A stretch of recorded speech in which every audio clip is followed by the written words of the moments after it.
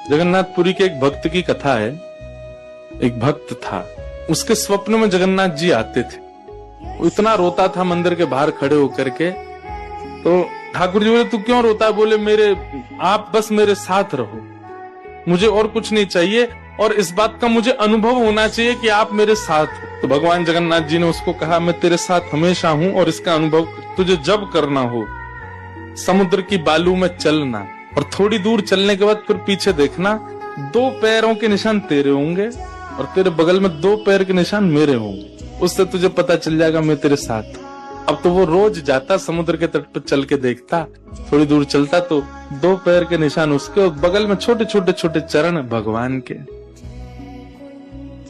इतना प्रसन्न रहता था। लेकिन ये उसके घर में कोई घटना घटी, माता जी का देहावसन हो गया, बहुत कष्ट में आ गया, इतना पीड़ा में आ गया, रोने लगा, बिलखने लगा। अपनी माँ के जाने के भाव से तुरंत दौड़ करके गया। बोले, मैं मन को शांत करने का एक ही तरीका, पता चले जगन्नाथ जी मेरे साथ।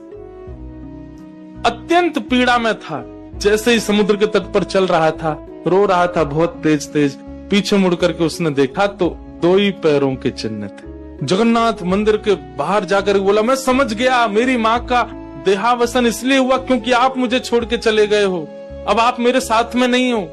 आपने कुछ दिन मेरा संग किया, उसके बाद मुझे अकेला छोड़ दिया। नाथ, आप ऐसा कैसे कर सकते? मुझसे क्या अपराध हुआ? रोने लगा, बिलखने लगा। जगन्नाथ जी रात्रि में फिर स्वप्न में आए। क्यों रो रहा था?